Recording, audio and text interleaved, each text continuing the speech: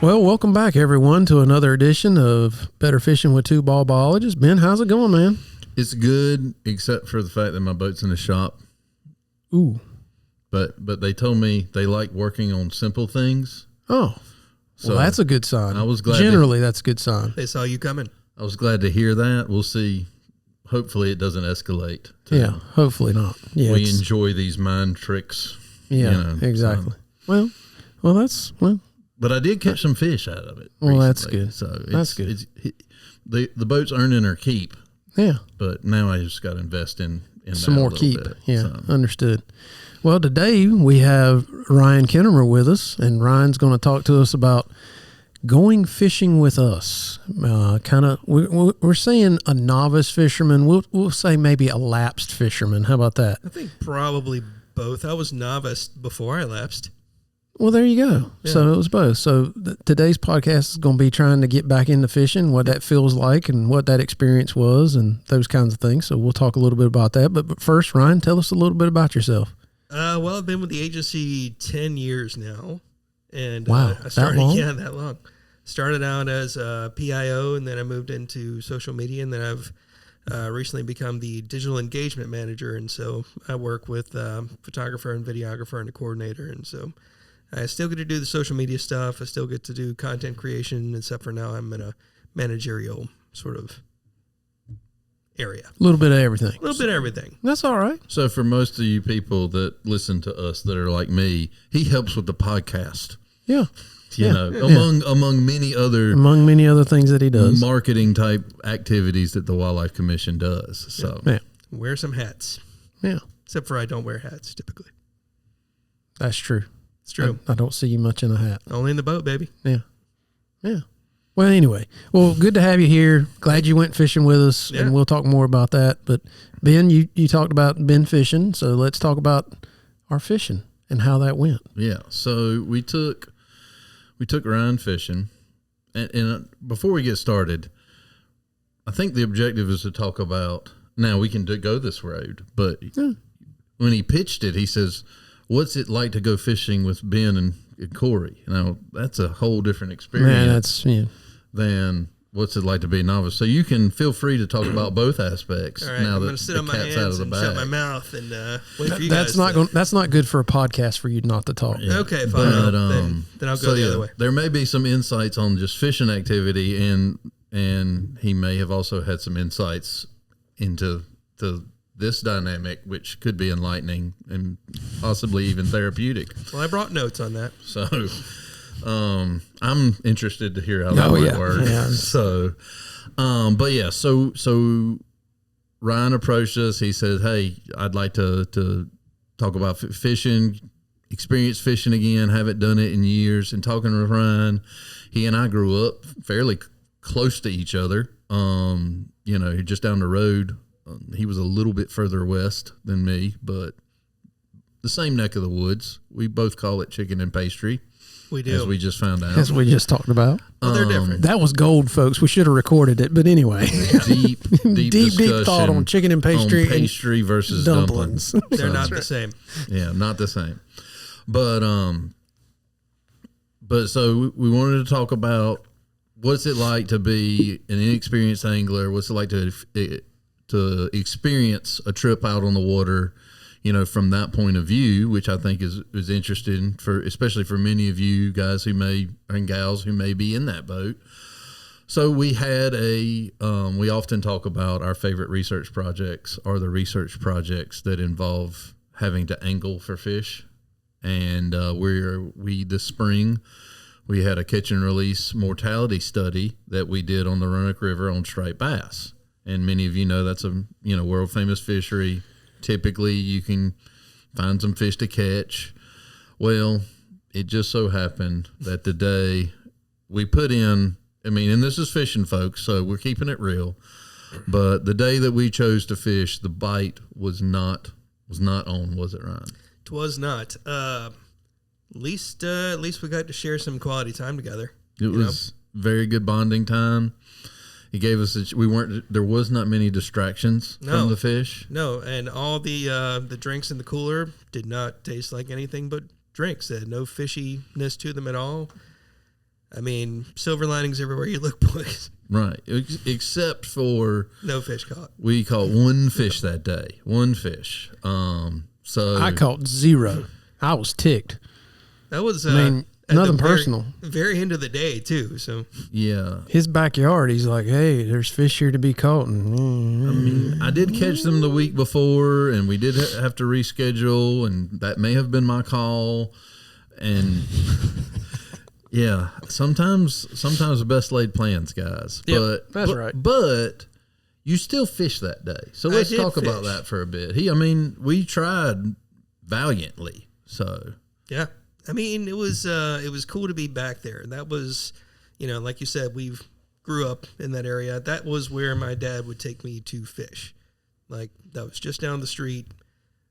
I have great memories of going out there and having big days. I've lost numerous hats and sunglasses in that river from not being prepared when the boat got going and that sort of thing. So, and now he doesn't wear hats. We've all been there. And now I don't wear hats. I mean, it's probably a core memory that I just unlocked, but yeah, it was cool to be back out there because my family's from out there, and I got to drive by like 2nd Street lunch and get some food there, and sort of brought back a lot of memories of my childhood because like we did have some great days out on that water.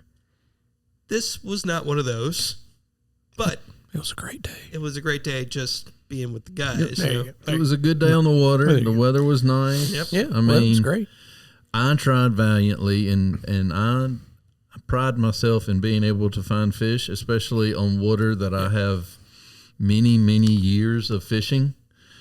And it was a tough day, and we were trying to catch fish with jigs that day, and we bounced some straight tails Pretty hard. pretty hard all day long. And some days, and this is the lesson, if you're trying to learn to fish, some days it's not you, some days it's just they're not going to cooperate, and that's okay, because if you go enough, and that's, to me, hunting and fishing success. I mean, yes, there are people who go out there and they throw a buzzbait one time and they catch a 10-pound bass. That's not my luck at all. My luck is You got to work at it. it's a numbers game, and if I catch enough, eventually, maybe if I'm lucky, one day I'll catch a big one. And that's really what fishing is it's a lot of persistence, and sometimes just for 20 minutes of excitement. So it Can just be that. depends. It Yep. depends. Some days it's all day fast and furious. You can do no wrong. And some days, like our first trip out, it was, All day, fast and furious jigging. yeah. I mean, even the guys with live bait that day weren't catching them. It was No. just a day. And we were marking fish on the depth finder the whole day. So That was my favorite part of the whole trip, was actually seeing other people mad as I was. Just be like, yeah, you get Well, this, I get this. from my experience, when there's a tough day, it's at least a little bit better of a pill to swallow if you're like, well, Yeah. most everybody else out here was struggling too. Oh, it's the worst to come back to a boat ramp and you have had a bad day, and somebody's like, "We whacked them," and you're like, "Man, Oh, well, now the only conclusion that I can draw is I made all the wrong decisions. I'm bad at this. yeah, I made bad decisions today because somebody did it." And I will say, almost every day, somebody does that.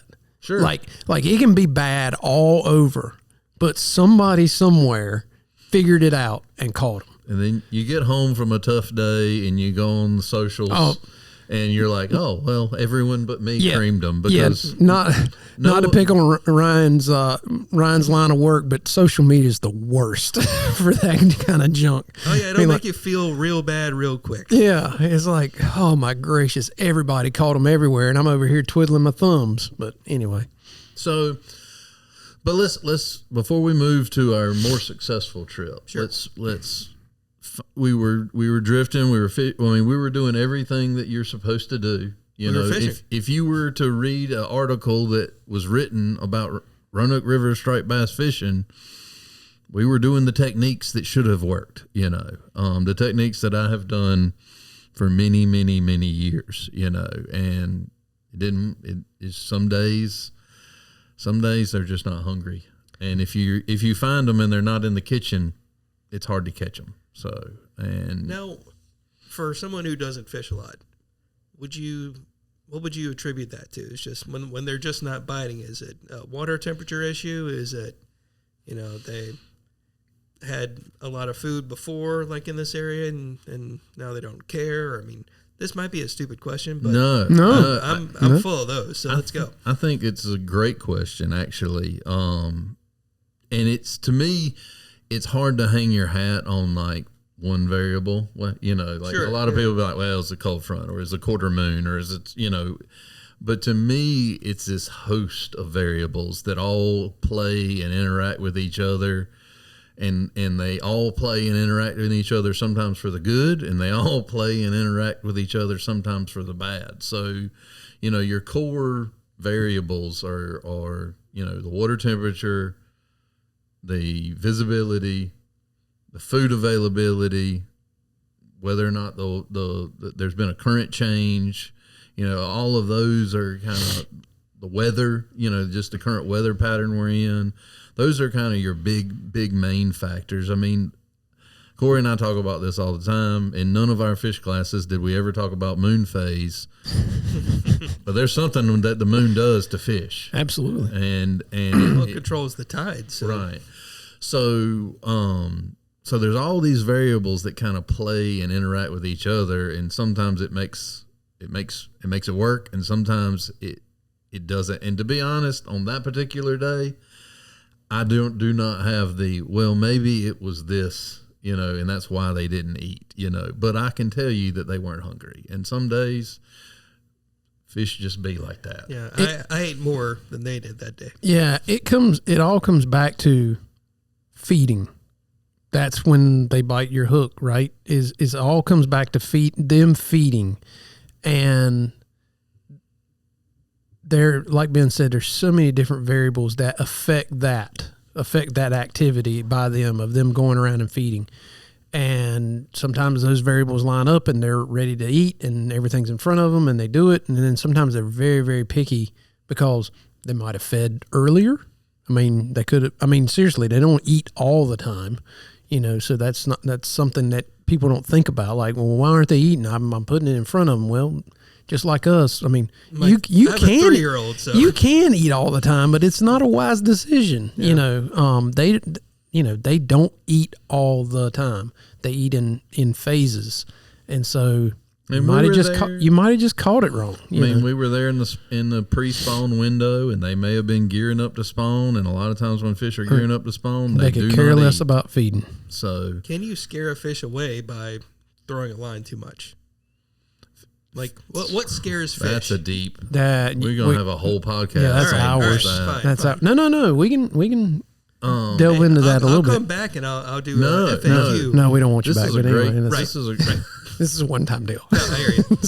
This is a great question. It is. It's because really good. fish do respond to pressure. Yep. And there's a lot of variables at play.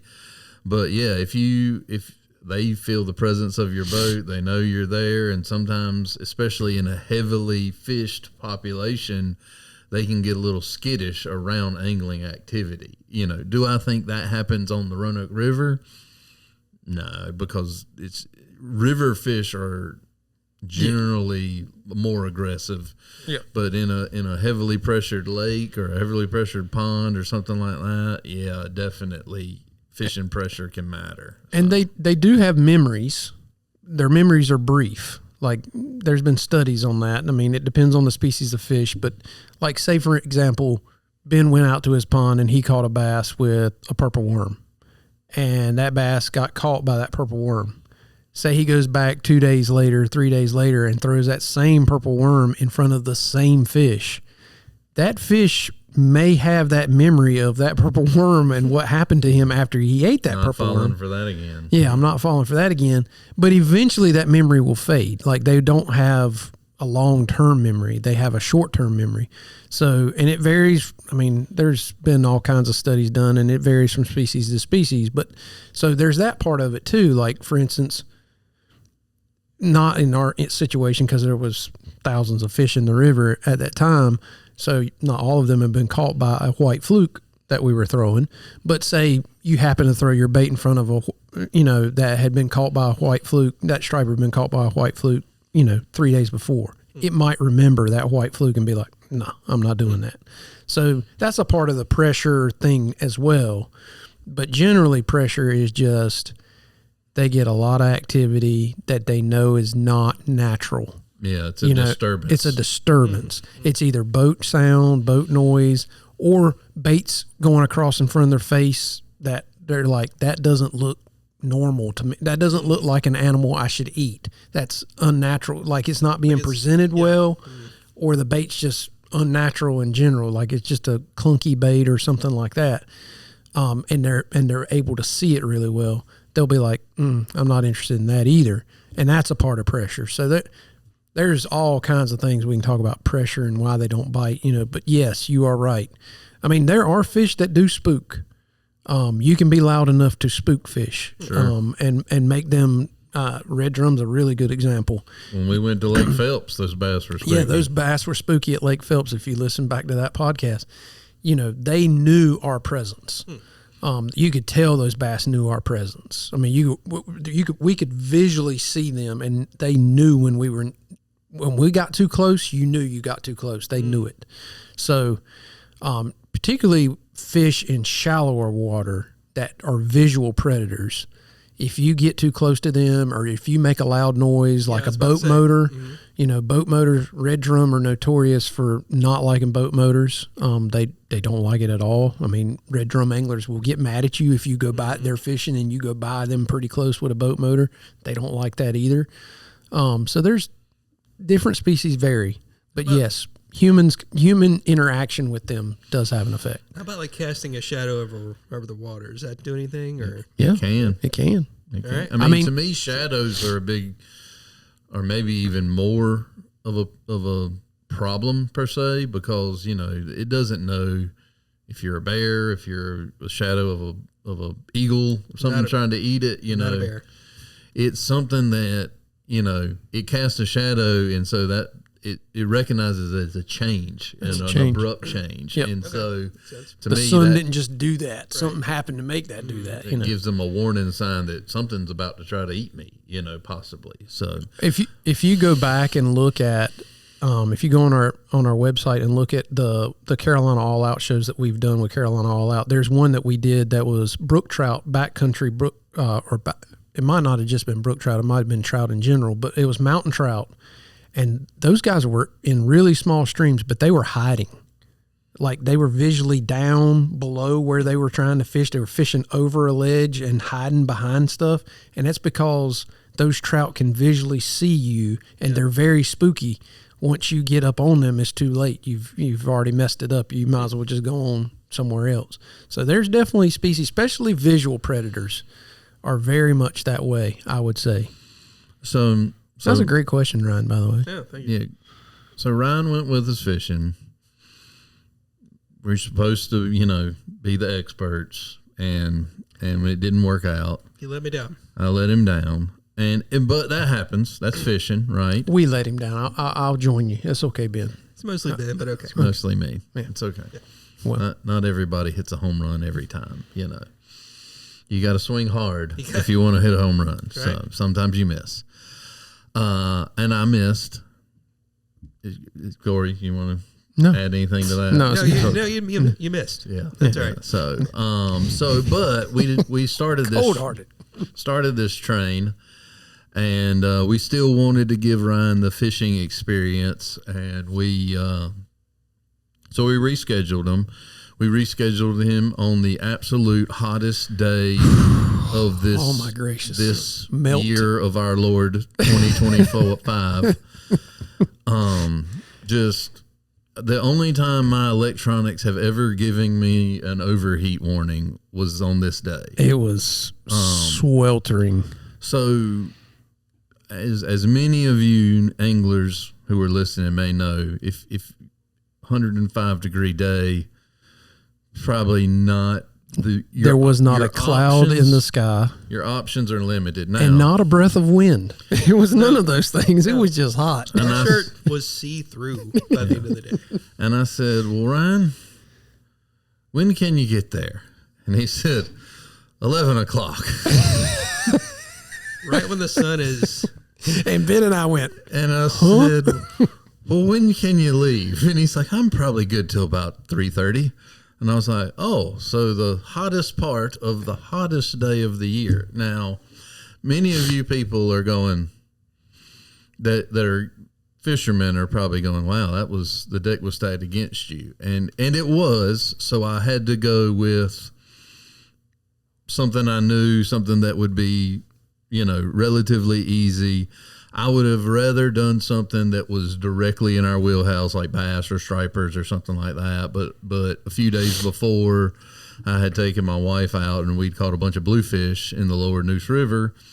So fishing is fishing. Doesn't matter how salty the water is. If you're a novice, you just on the boat. You just want to fish, right? So we went out and we found those bluefish and almost the exact same technique and presentation. Yeah. Throwing flukes, Yep. jigging on the bottom. Mm-hmm. And lo and behold, it worked this time. Yeah. So let's talk about that, Ryan. Works really well. The first one, I think, was a speckled trout. that is correct. that right? Yeah. It was a nice speckled It trout. was, yeah. About- And About 3 or 4 pounds. yeah, and pulled him in, got my picture took, sent it to my daddy. It was nice, man. It was cool to have that, to feel the fight of a fish again, because I haven't felt that in 15 years now, something like that. The only fish related stuff I've done in the past 15 years is I took my daughter fishing in a pond behind my parents' house and we caught nothing. And then I did match with my wife on plentyoffish.com. It's a dating site. I, too, met my wife on plentyoffish.com. Did you? Look at us. Look at this. Look at us. What in the world? I don't even want to go. Anyway, just move on. Yep. All right. Anyways. Wow. Here we go. Yep. We'll talk about that off pod, though. I did not meet my wife at plentyoffish.com, just to be straight up honest with you. I mean, I'm glad it worked out for the two of I'm you. thinking It was a gold sponsorship. mine. It was a gold mine for me. I mean, I had dated everyone, Everyone. literally everyone, and I looked at my computer and I said, well, do you know anyone? Because I didn't know where else to look. So, Yep. and it said plenty of fish. So I was like, well, This is a sponsorship this waiting is to happen, me. by the way. So anyway, We digress. who knew? Sorry. Who knew? Sorry, that's on me. These are the things you find out on a podcast once Yeah. you're recording. There you go. Yeah. So anyway, Anyway, fishing. one thing, I mean, gosh, it was so hot, but like, we weren't grumpy or anything. It was still a nice day on the water, and I had not realized just how far technology had come. Like my uncle on his boat when I was a kid, he had a fish finder, and you know what it did? Not much. I couldn't really. Might have told you the bottom some of the time. Yeah. Yep. Yeah. Yeah. And but this time, Ben would be like, "Well, they're over there, and there's a lot of them. Just cast over there." And then that worked. And It's not always that simple, No, by I'm the sure way. it's not. Well, I'm sure there's some sort of. Sometimes that investment, I do have a scope on my boat. I've got a Lowrance Active Target, and sometimes it's worth the money, and sometimes It's most aggravating thing Some- on the boat. it's a tool, and you have to know when to use it. That's what I'll Yeah. say. There's a lot of debate about whether it should or shouldn't be a thing. It is a thing, and sometimes it can be a useful tool. So I can tell you, Ryan, I don't have that on my boat, but I've been on Ben's boat plenty of times with it. And there are times where Ben goes, they're over there, and they do exactly what those stripers did in the Roanoke River. They sit and look at the bait and be like, yeah, I don't really care. Thanks for playing. I took Corey and his son fishing, and we watched fish for a good 8 hours one time. So they never did turn on. No, they did not. But the fact that worked seemed like a magic trick to me, because it happened a couple of times. You go, oh, now they're over there, just cast over there. And then, gosh, we went from catching one in the Roanoke River to, what did we end up with, 15? 13 bluefish and 2 speckled trout, and Something like that. I don't Yeah. remember exactly. In a very short period of time. Yeah. We didn't fish for very long. no, Yeah. we didn't because it was 105 degrees and all my food had literally melted. I opened up. I had a chocolate protein bar in my cooler, and it was soup. When I opened it, so It was warm. I had to eat. Yeah, it was warm. So the neat thing about jig fishing to me, my favorite part about jig fishing, it doesn't matter if you're crappie fishing, striper fishing, throwing jigs for bass, whatever, is when they hit. You know, they give you just a good thump. Yep. You know, and that's, to me, I mean, it's great to get a top water hit, but there's something about that thump and just the moment. Ryan, this is maybe where your insights on this, but that moment between like the anticipation before the thump or after that, you feel the thump, and then when you set the hook and then you're like, oh, I actually caught a fish. Mm-hmm. That moment is like, that's a really cool moment in the world. It's nothing you can replicate. Right. I feel, especially like you can tell the difference between hooking the bottom and hooking a fish. Right, hooking the bottom, be like, oh, but hooking a fish, you go, oh, Yeah, yeah. And man, just reeling in those bluefish, and man, they got some fight to them. And seeing them actually jump out of the water, trying to throw the hook and everything. I mean, it's a thrill. It's such a brief, fleeting thrill that I can understand why people want to chase it.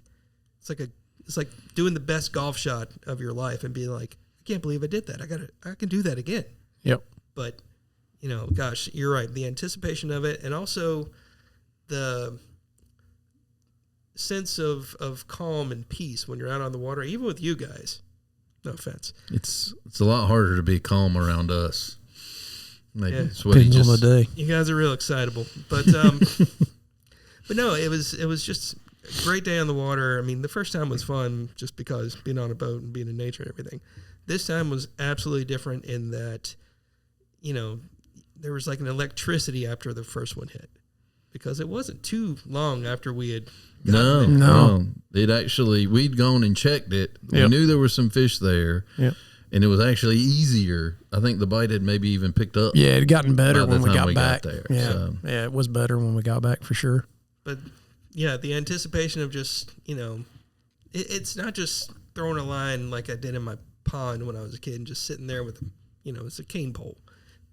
It wasn't just that. It wasn't watching a bobber go up and down. It was actual activity of, I mean, you know, casting it, jigging it, reeling, just, and then. Yes, we're addicted to it. We understand. And yeah, I don't need to tell you guys, but it was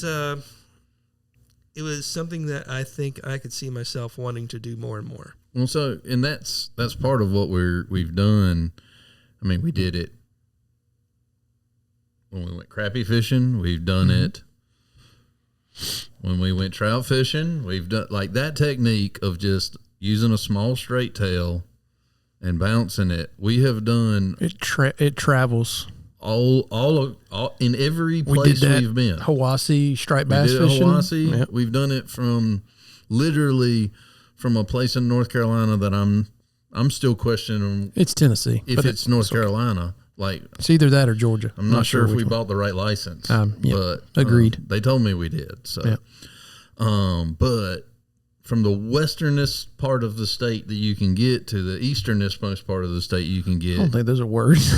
These are words. Eastern-ish, Easternest. esque. Most eastern. There you go. I like it. That's that Halifax County education That's for you. right. That's right. I came by it honest. Sure. So, all across the state, jigging a straight tail works. And if you look at the baits that Corey and I have designed, guess what? They're straight tails. They're all straight tail. And that may not always be the case. But the There's first three have been straight There are tails. plans afoot. Yeah. But if you're throwing a straight tail, it's not a bad play, you know. And it doesn't really matter. I mean, it can be anything from 2 inches long to 10 inches long. Yeah, you scale it up to whatever you're fishing for. And but it just works, and it's because of that erratic motion that they have, it invokes a response a lot of times, even if they're not feeding. Now, if they are feeding, it's really going it's to even better. Yep. You know, That's because right. it's shaped like what they eat. It moves like what they eat, and they're going to respond to it. You know, So for beginners, would you recommend that technique as something to put in your own toolbox right away? I would think if you are just, I'm Ryan, I'm going to go buy me a fishing rod, and I'm going to get into fishing at my local, pond, creek, lake, whatever. I would buy, a light action rod. I would get straight tail jigs, curly tail jigs, and some beetle spins, and I'd start there. And you can be happy for years there, in all honesty, and very productive, And if you want to catch a bass, you just up your game a little bit. If you want to catch a striper, you just up your game a little bit. But the techniques still work, and that's to me why I think it's so fruitful is, once you learn, how to present it, it works on. I mean, I've said this many times, there's only but so many ways a big fish can eat a little fish, and that's really all we're simulating here when we're fishing is trying to get a bigger fish to eat our little fish. It's our lure, So the water was hot that day, but the fish still needed it. So was the air. And the air was hot, but the fish needed the water.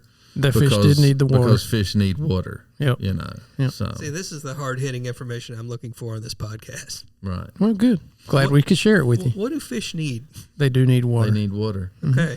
If you learn nothing else from this podcast, we want you to know that fish need water. Should listen more often. I probably should. You'd already have this. We've touched on it before. Yeah, Okay. a few times. Yeah. And then obviously while we're here, Don't move a fish. don't move them, guys. We don't want the next problem fish to be all over the state. So we've got enough problems as it is with the ones we got. So don't move fish. Follow the rules. Take them home. You can move them to your freezer or frying pan. That's true. But don't restock them. Somewhere else. Yep.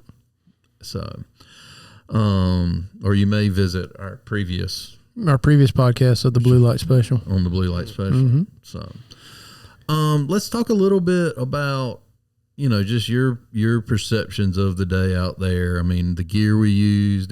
Just tell us what you used in your own words. It was a spinner bait, was it not? Or a spinner? No? Spinning reel? Spinning Is that reel. what you were coming up There with? it is. There you go. I get that in bait caster mixed, right? Yeah. That's fine. That's two things to get Those mixed, right? are both things that bring the line in. So you're right. See?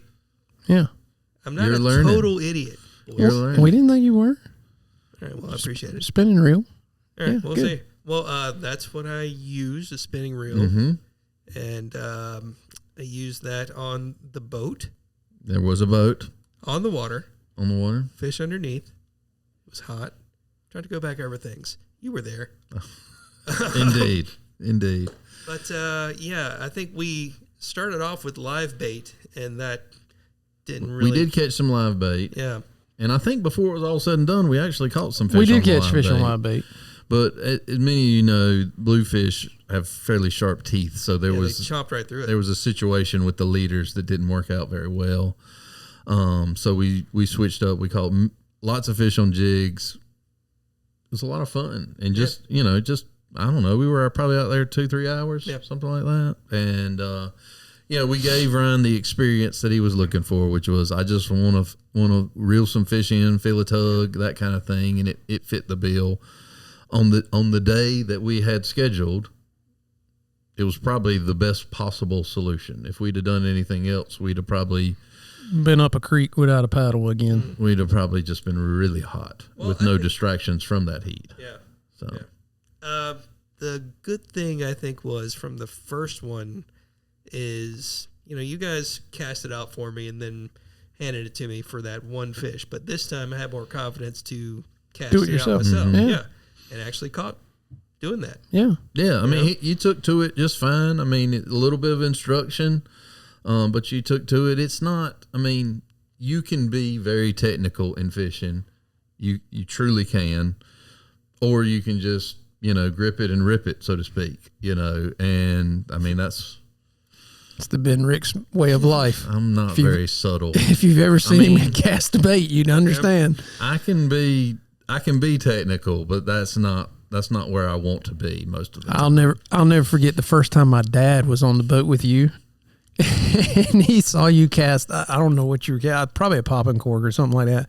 And my dad looks at me and goes, I didn't know you could throw a bait that far. I was like, the Happy Gilmore. that is the Ben Ricks way of doing things.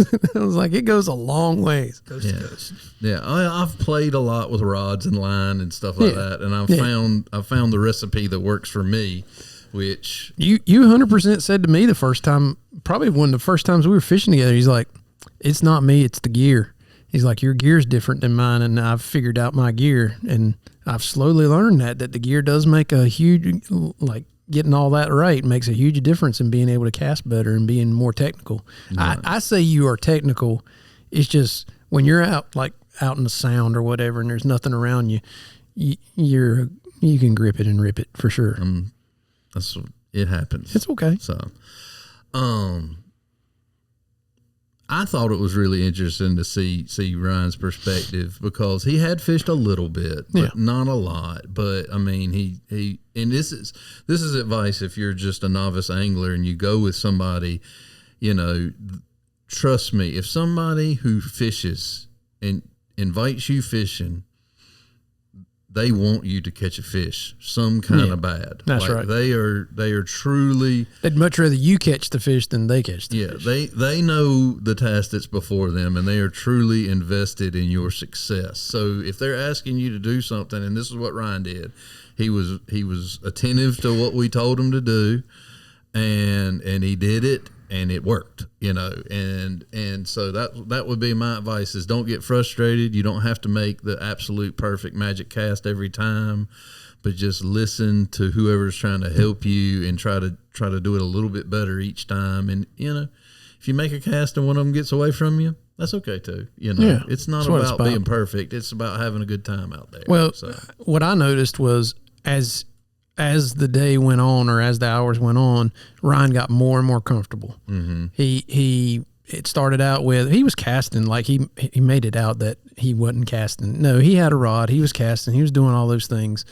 But like if I hooked the fish up, I just handed him the rod. That's kind of how it started. And then eventually Ryan's like, yep, don't want to do that no more. I want to do it all on my own. And so Ryan started doing everything, like he wouldn't take the rod from us at that point. And so he was catching his own fish. And so it kind of progressed. Like you could tell you had fished before. Yep. It just been a while. Yeah.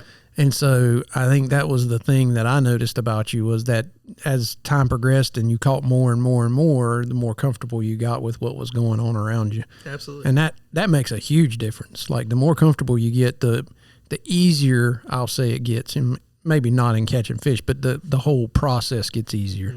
And I would say my advice, if you're taking somebody who hasn't been fishing much, especially from what I know about some of the fishing we've done through the podcast, is maybe not take them novice fisherman muskie fishing. Yeah, take them to do something that's got a high probability of success. Whatever that may be in your area, because what you're trying to do is get them interested in doing this, and success breeds success, so to speak. Yeah, and the other thing I'd say is if you're the experienced one, is you got to be patient with folks that are inexperienced, because stuff that is very second nature to you, like I deal with this with my family on the boat. I mean, and they might say I'm probably not as patient as I should be. So we'll say that. Can you believe that? Could not imagine. It's unbelievable. I can't believe it either. Thanks, Dad. But yeah, I mean, it's just, you got to be patient with it, because the things that come as second nature to you or to me or to someone else who fishes a lot, are not second nature to that person, and you got to be kind of walk them through it, and you'll have to walk them through it again and walk them. And eventually they do it enough times, like what was going on with you. It's repetition. You do it enough times, you get comfortable with it, and then you can shut up and they can go about their day and they're doing fine with it. So, right. And I mean, a lot of us, most of the gear anymore is 7 foot or longer. It's, especially if you're fishing for anything from bass on up, if you've never held a fishing rod and I hand you the 7 foot stick and it's a little unwieldy until you learn exactly how to handle it. What am I doing with this? Yep. So, I agree. Because, when I there's a cast where you load the rod up, there's, all different kinds of casts and stuff like that. And I do them whenever the need arises. And meanwhile, I'm just trying to get my bait over there, whatever it takes, and that's fine. There's nothing wrong with that. And I think that's the take home message, is that we can all enjoy fishing at our own levels. That's right. There's no need to gatekeep fishing. It's a fun activity to do, right? Absolutely. Yeah. Absolutely. And you can, there's all types of pieces of water near you. That's the great thing about North Carolina, is there's nobody who has water truly far away from them in North Carolina. No. So, if you think you do, you haven't looked. and you need to call us. Yeah. Or email us at twoballbiologist@ncwildlife.gov, and we'll tell you exactly where to go fish, or put you in contact with one of the biologists who can. So when it comes to a beginner or let's call him a beginner, what would be like a good setup for them from a rod perspective, and what could someone expect to pay for something decent that will just get them through, at least, like you're saying, the first little while before you want to level up?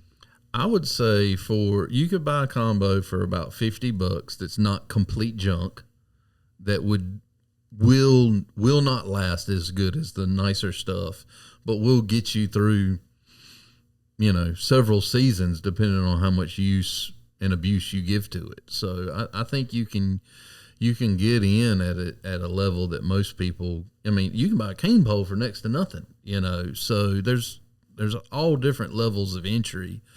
But yeah, for $50 or less, you can buy a combo that medium light rod action, medium light action rod. Doesn't matter about the height, so much the length. 6 to 7 feet, somewhere in that range. The reel's probably like a 1,000 or a 2,000 reel. Probably a 2,000 That's reel. the size. Yeah, the size of the reel. $2,000. Yeah. No, not the cost. Yeah. About a 2,000 reel on a 6.5 foot rod, and you can get them, like he said, you can get a combo at a local sport shop for, about $50-$60 max, and then put line and get basic lures. You're probably all in the $90 range, baits and everything. And that'll, if you keep care of it, it will last you. If you don't keep care of it, it won't last you. Mm-hmm. So I'll say that. And eventually, if you use it a lot, that rod and reel combo will break down over a period of time. But it's going to take some time. It'll be a little while before that happens. But, if you're using it as often as Ben uses his rods and reels, it's going to break down pretty quick. Sure. If you're going once every 3 to 4 months or something like that, it's probably going to last you a while, as long as you store it properly. And it also depends on your goals, your objectives, right? So if you wanted to catch sunfish, you can buy ultralight, very, very modest investment. If you want to get into bass, Corey's probably right, for $50 and another $40 to $50 a tackle, you can have a assortment you can be pretty proficient with. So to me, that definitely depends. Of course, you can always buy a cane pole and some worms and a couple of hooks and a couple of bobbers. And you got about $15-$20. And and you can have a blast at all those levels. Yep. And so there's no right way, there's no wrong way. It's just what you decide you want to do and go for it. Yeah. So. And I think that's the beauty of fishing, is like we get kind of blinded by all the technology and all the fancy stuff and but you really don't need all that. Like you can have, I'm just as happy, anyway. I'm just as happy at a farm pond in our neck of the woods as I was striper fishing in Lake Hiwassee out in the, it doesn't matter to me as long as I'm doing it. So I can be happy doing any of the things that we've done on this podcast. And really, I mean, there's some things that I live closer to, so I do more often, but I'm just as happy doing the other stuff too. So I just like I like fishing, fishing, and I really like catching. You guys, So y'all should start a podcast. Maybe it's part of the plan. We're working on it. We're working towards that. we're looking to you to help us with that. All right, I'll do what I can. Oh, I did do your music.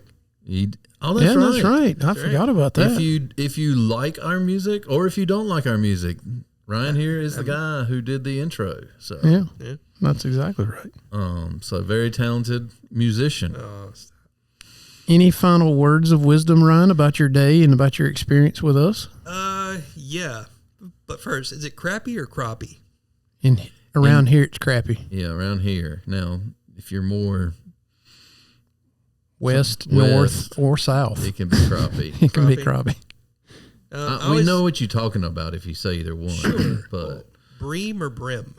it's definitely brim. Definitely brim. Yes, definitely. Fill it to the bream. No, don't know. is that a word? Sure. Okay. It's the pronunciation that's wrong, which I'm very good at knowing Yeah. that. The three of us. Pronunciate words wrong all the time. We could like I do just did. a whole podcast on that, honestly. Yeah, I make up words if you guys haven't heard. He's And awesome at it. I I'm love sure it. you have. That's what I love about him. He's pretty dangerous. All right. My trip with you guys, honestly, I just had another baby, so I'm not going to call it the highlight of my year. I would. That's it was- strong. but That's it good. was- That's a good play. But it was In pretty. case somebody's listening. But it's pretty darn good, and I really do appreciate you guys taking not just the time out of your day, but you didn't just hand me a rod and say, here you go. I was there with questions, and I was there with I'm not gonna call them fears, but apprehensions, maybe. Sure. I didn't want to look stupid in front of you guys. I already do that around the office, but like when I'm in your world, I didn't want it to be like I look like so You green did or fine. anything. You did fine. I mean, I the one thing that was different for me from the last time I did it was it hurt more getting out of the boat at the end of the day, and I think that's just an age thing. But overall, I thought the first trip was nice because it's on the water, getting to know you guys a little better, seeing where I came from a little bit more. All that did help on this second trip. And the second trip was fantastic despite the heat and everything. After a while, I didn't even notice the heat. It was just so much fun. Yeah, I say to people all the time, it's only hot when you're not catching fish. And it was hot when we weren't catching. Yeah, and when the fish quit biting, you realize, man, it's sweltering out here. What's going on? Why are we here again? Yeah, and why am I soaked? Yeah. Yeah. So- but it was just a great experience. And I appreciate both the time and the effort and, the scouting locations and, basically setting me up for all that success. Like, very grateful He's for it. very good at it. So what I would say, and then we're going to talk about some questions because we're burning our time up. But I get asked all the time, well, what can I do to help you guys as an agency? And to be honest, what we did with Ryan is what you can do. Take somebody fishing, introduce them to this world. Because even if it's not their thing, they'll at least be a little more open to some of these subjects when they hear about it. They'll be a little bit more knowledgeable, that kind of thing. So, if you did nothing else for conservation other than take people fishing, you would be doing your part. So, So think about that as you're saying, well, how can I help future generations? And that's it. You can take people fishing. If people have a love for fishing, they will eventually get to the conservation point, after that, because they'll want to do it more and they'll want it to be better and that kind of thing. So it's the gateway to conservation for sure, is to just introduce people to the sport. Agreed. Okay, with that, we're Question time. Question time. I like this question. The state record this was from Mr. Thompson. The state record largemouth was caught in a farm pond in Union County. It was. Truth. What makes this area so special? Why did it produce the state record? It's not special. That's what I told him. Oh, I'm glad we had the same answer. Would have been terrible if we'd have had different answers. Well, Union County had no. It was special in the fact that those fish were the right age. They had the right food. It's a very fertile area. But to be honest, there's very few places in the state that couldn't have had that potential to produce that fish, given all the right. And that fish could happen again. Oh yeah, Yeah. I mean, yes, it is a very large fish, and that's the reason it's the state record. And it hasn't been broken. Oh, that record's going on quite a while now. been a minute. Been Yeah, a minute. Was that in the 80s? I believe so. I believe it was in the 80s. So it's been a while. But that doesn't mean to say we won't get a phone call next week saying, Right. So hey, I've caught this ginormous bass. there's a lot at play. I mean, genetics, obviously, not. It's just like people. Not everybody has the ability to get 7 foot tall, and even if you do, My son wishes he was, but anyway, that's another story for another day. yeah, Or 6 in my case. Yeah, Right. see, right. right. So some of that is kind of pre-programmed in their genetics as to how far they'll get. But even if they have that potential, they also have to have the right food availability. They have to be in the right thermal tolerances. I mean, there's a lot of variables at play that kind of hit this magic sweet spot to produce a fish that size. So They have to not be caught and live that long. you have to have low exploitation, high survivability, so that they can live long enough to get that big. And so there's a lot going on that creates those fish, and it is a bit of a perfect storm. But that perfect storm literally could happen anywhere. Yep. So, Good question, though. I like it. I mean, that part is fairly productive, so it does lend itself to good fish production. But it definitely could happen anywhere.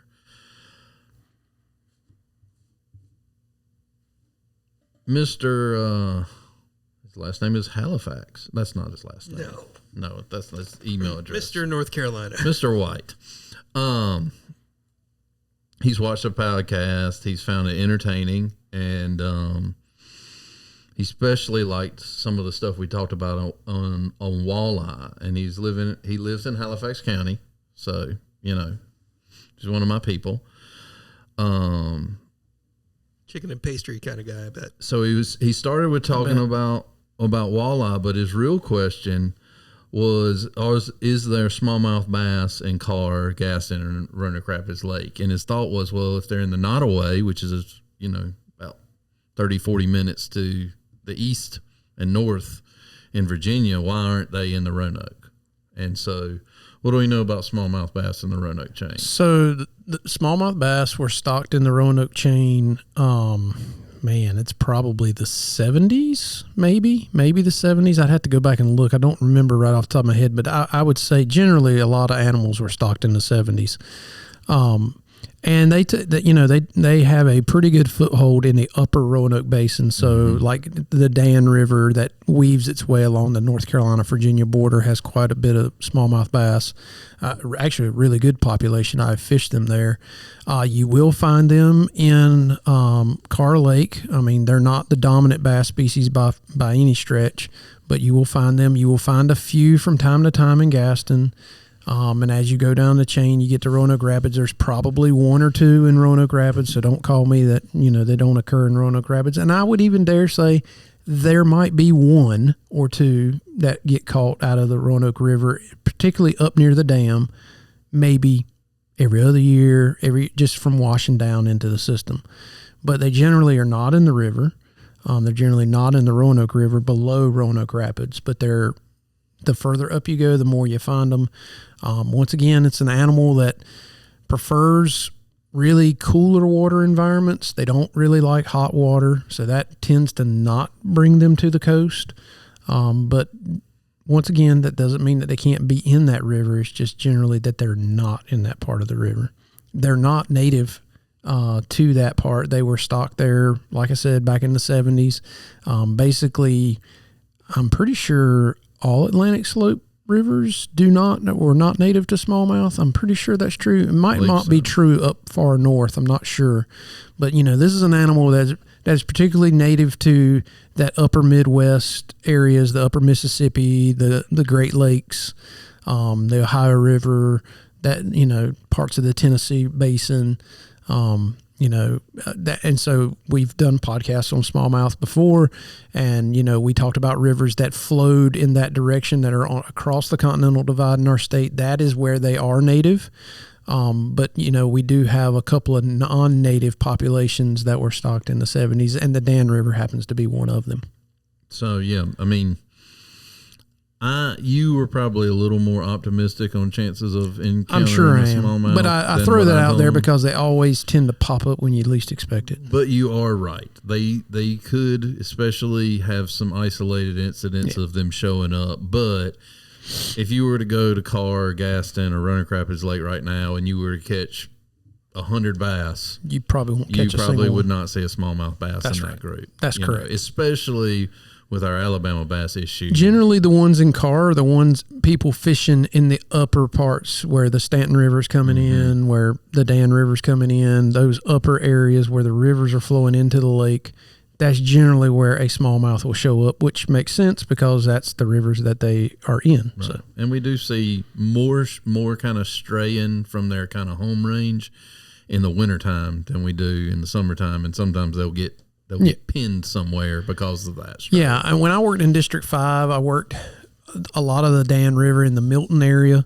So if you know where that part of the state is, it's literally there's a boat ramp right on the border with Virginia. And there are definitely smallmouth in that section of the river. That's a lower end of the Dan, so you're getting down close to the lake at that point, or pretty close to the lake. And so there are definitely smallmouth there. And I've also done work with District 7, doing a survey up there in the upper part of the Dan, more in that Stokes, Surrey County area of the Dan River. And they are quite abundant there, and a great population. You'll run across a 2-pounder or a 3-pounder fishing. So, I mean, there's definitely a good population of smallmouth there. But as you go down, they just fall out. So we already touched on this. Mr. Kimball called us or emailed us. What is the best time in a 24-hour window to fish? When you can go. Any of those times. Yeah. Preferably all of those times. Yeah, Like, and go fish for 24 hours straight. Yeah, we're not being flippant about that question. It coffee. really is about when you can go.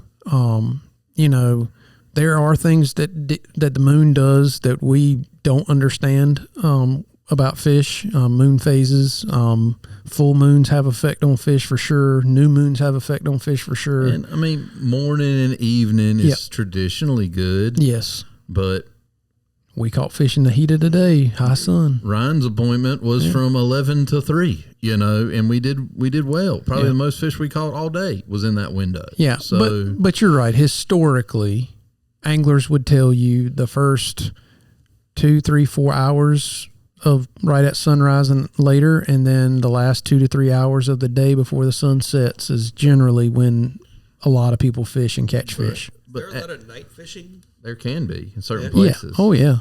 A lot of cat fishermen night fish for sure. So what I would say to that is, don't worry about when's the best time to go. Worry about going, and go as often as you can. If you're only fishing at the best time, whatever you think that will be, sometimes fishing when it's tough makes you a better fisherman, and so you should go. It's I said it earlier, it's a numbers game. You have to go a lot to figure things out. And if you're waiting to go when it's the conditions or what you feel are perfect, you may be missing a great bite window. So That's right. So just go fishing is my advice. Is the best time to go fishing is when you can, and don't really worry about the rest. The more you go, the more the puzzle pieces will fall into place, and you'll become more and more of a proficient angler. And that bite window always changes too. So it could be at sunrise. It could be at 10:30 in the morning. It could be 3 o'clock in the afternoon. It's hard to know. And so you just got to go and see what opportunities present themselves. So who's our monthly winner, Ben? Mr. Kimball, because he fishes with his son, so he's a winner. That's a winner. Yeah, absolutely. Well, as always, we love your questions and your comments. Keep them coming to us at twobaldbiologists@ncwildlife.gov. And we've had a great podcast. We had a great day fishing with you, Ryan. Thanks for coming out, and we enjoyed it. And hopefully you'll do it again sometime. Yeah, just give me a call and we'll do it again. I do want to say, while I've got people, make sure to follow NC Wildlife on Facebook, YouTube, Instagram, Threads, if you're a professional type, LinkedIn, anywhere you get your socials. Like the podcast, subscribe to the podcast, Absolutely. share the podcast. Don't want to forget about that. Yeah. So, But Ryan, we appreciate having you. Gosh, it was a blast to be out on the water and a blast to be here. Thanks so much for having me. Yeah. appreciate you guys. Thanks, guys.